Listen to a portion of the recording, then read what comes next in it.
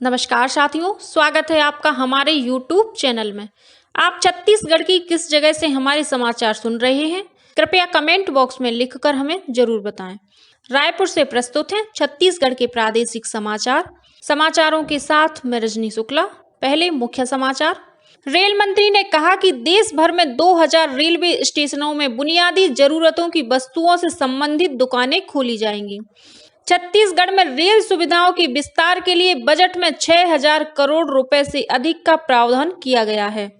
प्रदेश के सभी राजस्व ग्रामों में अत्याधुनिक लिडार तकनीक से फिर से सर्वेक्षण किया जाएगा। शक्ति जिले में हाथी के हमले से एक ग्रामीण की मौत और शिवरी नारायण में आज से शुरू होगा माघी पुन्नी मेला। अब समाचार विस्तार से।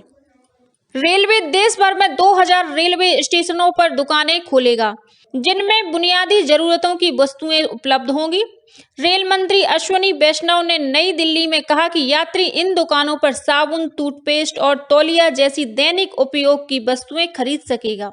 ये दुकानें सप्ताह के सभी दिन 24 घंटे खुली रहेंगी। यात्री सुरक्षा के बारे में रेल मंत्री ने कहा कि अगले 3 वर्ष में सभी मेल और एक्सप्रेस गाड़ियों में वर्तमान डिब्बों की जगह LHB कोच लगाए जाएंगे। वहीं केंद्रीय रेल मंत्री ने वीडियो कॉन्फ्रेंसिंग के जरिए पत्रकारों से चर्चा करते हुए कहा कि इस बार छत्तीसगढ़ के लिए पिछले 15 वर्षों की तुलना में बहुत अधिक बजट का प्रस्ताव किया गया है।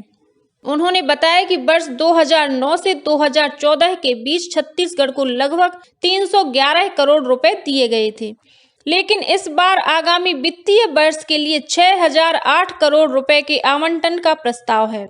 रेल मंत्री ने राज्य सरकार से आग्रह किया कि रेलवे की विभिन्न सुविधाओं में विस्तार के लिए जमीन अधिग्रहण से संबंधित जो भी लंबित मामले हैं, उनके निराकरण के लिए हर संभव सहयोग किया जाए। रेल मंत्री ने बताया कि इस समय छत्तीसगढ़ में करीब 42,000 करोड़ रुपए की विभिन्न योजनाओं पर कार्य चल रहा है।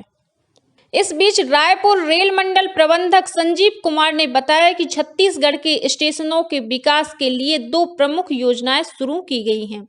पहली योजना के अंतर्गत रायपुर, दुर्ग और बिलासपुर स्टेशन को चुना गया है। दूसरी अमृत भारत योजना के अंतर्गत रायपुर मंडल के माढ़र, उरकुरा, मंदिर, हसौद, सरोना, दल्ली, राजहरा, भानु प्रतापपुर, बलौद, भाटापारा, तिल्दा, नेवरा, भिलाई पावर हाउस, भिलाई नगर निपनिया और भिलाई 3 के अलावा हथबंद स्टेशन को शामिल किया गया है। जबकि नागपुर मंडल के अंतर्गत छत्तीसगढ़ के डोंगरगढ़ और राजनांदगांव को इस योजना में शामिल किया गया है। उन्होंने बताया कि अमृत भारत योजना के तहत छोटे स्टेशनों पर यात्री सुविधाओं के अलावा अन्य बुनियादी ढांचे का विकास किया जाएगा। प्रत्येक स्टेशन पर 15 से 20 करोड़ रुपए खर्च होने का अनुमान है। प्रदेश के सभी राजस्व ग्रामों में अत्याधुनिक लिडार तकनीक से फिर से सर्वेक्षण किया जाएगा। मुख्य सचिव अमिताभ जैन की अध्यक्षता में मंत्रालय में आयोजित बैठक में राजस्व विभाग के अधिकारियों ने राजस्व ग्राम के पुनः सर्वेक्षण के लिए लिडार सहित विभिन्न तकनीकों के संबंध में प्रेजेंटेशन दिया, जिसके बाद लिडार तकनीकी पर सहमति बनी। बैठक में वन विभाग के प्रमुख सचिव मनोज कुमार पिंगुआ ने बताया कि राज्य में वन और वन्य जीव संरक्षण प्रबंधन तथा नरवा विकास के तहत भूजल संरक्षण कार्यों के लिए अत्याधुनिक लिडार तकनीकी से सर्वे कराया जाएगा।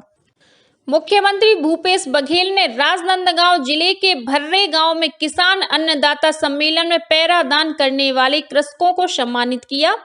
मुख्यमंत्री ने कहा कि प्रदेश के किसानों ने 15 लाख क्विंटल से अधिक पैरा गौठानों में दान किया है।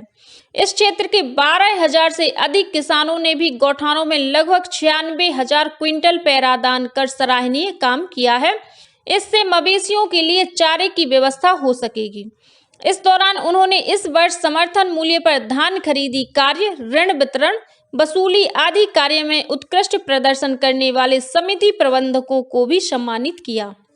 मुख्यमंत्री भूपेश बघेल ने कल कांकेर जिले के तहसील मुख्यालय भानु प्रतापपुर में गोंडवाना समाज के पेन, करसाड, मांदरी एवं 1 दिवसीय वार्षिक सम्मेलन में शिरकत की। जहां पर उन्होंने कांकेर के मेडिकल कॉलेज का नामकरण पूर्व प्रधानमंत्री स्वर्गीय श्रीमती इंदिरा गांधी के नाम पर करने की घोषणा की। इस अवसर पर मुख्यमंत्री ने 14 करोड़ रुपए की लागत के 146 विकास कार्यों का लोकार्पण एवं भूमि पूजन किया। इस अवसर पर मुख्यमंत्री ने भानु प्रतापपुर में खेल मैदान का नामकरण पूर्व विधानसभा उपाध्यक्ष स्वर्गीय श्री मनोज मंडावी के नाम पर करने की भी घोषणा की। मुख्यमंत्री भूपेश बघेल ने गोंडवाना समाज के लोगों को संबोधित करते हुए कहा कि सबसे पहले दुनिया में आदि संस्कृति का प्रादुर्भाव हुआ। आदिवासी संस्कृति और परंपरा को संरक्षित करने का प्रयास प्रदेश सरकार लगातार कर रही है। 2019 से जिले में अब तक 518 देवगुड़ी का निर्माण 17 करोड़ रुपए की लागत से कराया।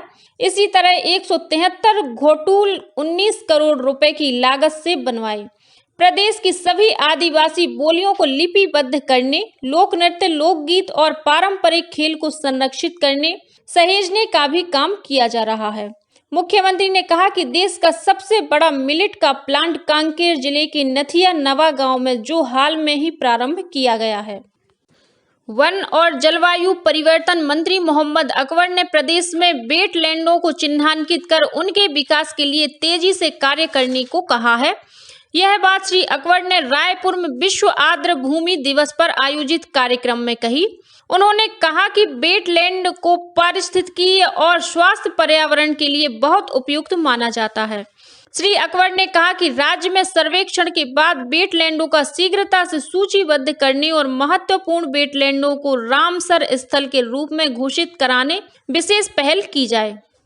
लोक निर्माण मंत्री ताम्रध्वज साहू ने कल रायपुर रेलवे स्टेशन के पास 526 मीटर लंबे तेलघानी रेलवे ओवरब्रिज और Urkura Sarona bypass rail line पर 407 मीटर लंबे गौगांव रेलवे अंडरब्रिज का लोकार्पण किया। इस अवसर पर श्री साहू ने कहा कि इन दोनों ब्रिजों के निर्माण से शहर का एक कोना दूसरे कोनों से जुड़ गया है। दोनों ब्रिजों से शहर के दोनों तरफ आवागमन के साथ साथ व्यापार और व्यवसाय तथा मेल जोल भी तेजी से बढ़ेगा। उन्होंने बताया कि लोगों की सुरक्षा के लिए पुराने तेलघानी ओवरब्रिज से भारी वाहनों का आवागमन भी बंद कर दिया गया है। अब इस ब्रिज से केवल 2 पहिया और छोटे 4 पहिया वाहन ही गुजर सकेंगे। शक्ति जिले के ग्राम कारी भावर में हाथी के हमले में घायल एक ग्रामीण की इलाज के दौरान मौत हो गई। मिली जानकारी के अनुसार यह ग्रामीण अपने खेत में काम कर रहा था। इसी दौरान हाथियों का दल वहां पहुंचा और उस पर हमला कर दिया। हाथी के हमले में घायल ग्रामीण को जांजगीर के जिला अस्पताल में भर्ती कराया गया था, जहां इलाज के दौरान उसकी मौत हो गई। बताया जाता है कि जयजयपुर क्षेत्र के दतौत गांव में इन दिनों करीब 10 हाथियों का दल विचरण कर रहा है। वन विभाग की टीम ग्रामीणों के साथ मिलकर हाथियों को खदेड़ने में जुटी हुई है। सूरजपुर जिले के प्रतापपुर क्षेत्र के किसान खेती किसानी और फसल की देखरेख बिना किसी डर के आसानी से कर सकेंगे। इसके अलावा उन्हें हाथी आने पर सुरक्षित स्थानों में पहुंचने में मदद मिल सकेगी। मुख्यमंत्री भूपेश बघेल की पहल पर इस क्षेत्र के हाथी प्रभावित गांव में 33 नंग सोलर हाई मास्ट लाइट लगाए गए हैं। गौरतलब है कि मुख्यमंत्री के प्रदेश व्यापी भेंट मुलाकात कार्यक्रम के दौरान सूरजपुर जिले के प्रतापपुर विकासखंड के हाथी प्रभावित क्षेत्र के ग्राम गोविंदपुर के ग्राम वासियों ने मुख्यमंत्री से हाथी प्रभावित क्षेत्रों में सोलर हाई मास्ट लाइट लगाने की मांग की थी। खाद्य और औषधि प्रशासन विभाग ने रायपुर में आयुर्वेदिक दवाई के नाम पर मिलावटी दवा बनाने और बेचने के अवैध कारोबार का खुलासा करते हुए बड़ी कार्रवाई की है। जब्त की गई करोड़ों रुपए की इन कथित दवाइयों की जांच में एलोपैथिक, डाइक्लोफेनिक और अक्सलोफेनिक की मात्रा पाई गई। भारतीय जनता पार्टी के रायपुर जिला अध्यक्ष जयंती पटेल ने मांग की है कि रायपुर शहर के अंदर उचित स्थान देखकर बूढ़ा तालाब के पास स्थित धरना स्थल को शीघ्र स्थानांतरित किया जाए, ताकि आम जनता को परेशानी ना हो और आंदोलन करने वालों की आवाज भी सरकार तक पहुंचे।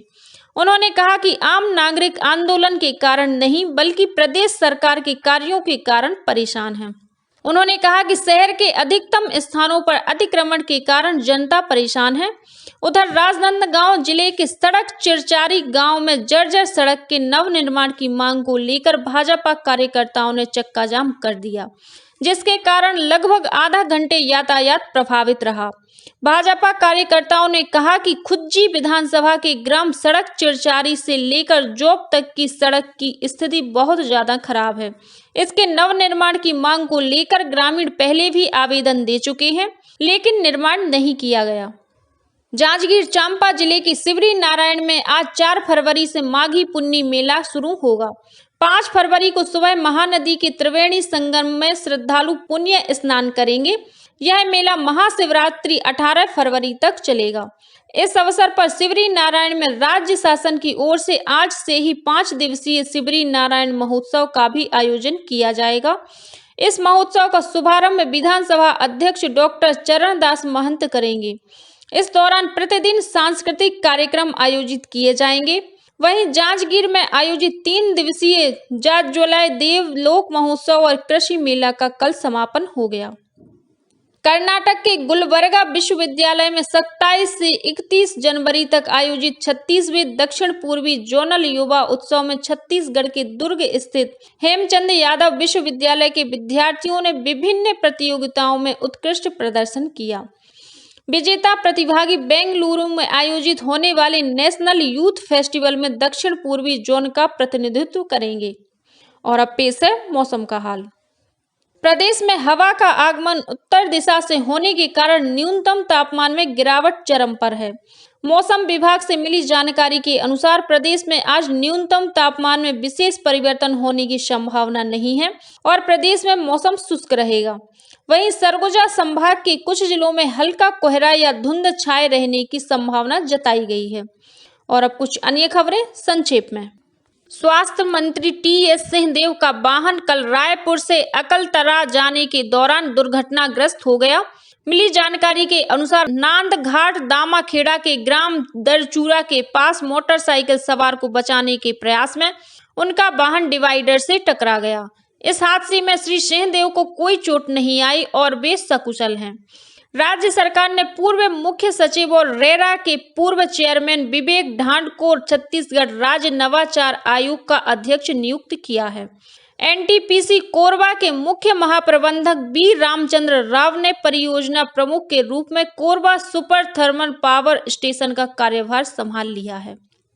छत्तीसगढ़ लोक सेवा आयोग द्वारा राज्य सेवा प्रारंभिक परीक्षा 12 फरवरी को 2 पालियों में निर्धारित परीक्षा केंद्रों में आयोजित की जाएगी। इंदिरा गांधी राष्ट्रीय मुक्त विश्वविद्यालय इग्नू में स्नातक, स्नातकोत्तर, पीजी, डिप्लोमा सहित विभिन्न पाठ्यक्रमों में प्रवेश के लिए ऑनलाइन पंजीयन की तिथि 10 फरवरी तक बढ़ा दी गई है। जिला रोजगार और स्वरोजगार मार्गदर्शन केंद्र रायपुर द्वारा 6 फरवरी को 495 पदों पर भर्ती के लिए पुराना पुलिस मुख्यालय परिसर में सुबह 11 बजे से प्लेसमेंट कैंप का आयोजन किया जाएगा। और बिलासपुर जिले की सिविल लाइन पुलिस ने चरस तस्करी के मामले में एक व्यक्ति को उसलापुर से गिरफ्तार कर उसके पास से 15 ग्राम चरस बरामद किया है। पुलिस के अनुसार मूलतः मेरठ निवासी यह युवक कुछ दिनों से बिलासपुर के उसलापुर में किराए के मकान में रहकर चरस की तस्करी कर रहा था। इसी के साथ छत्तीसगढ़ के समाचारों का ये बुलेटिन समाप्त हुआ।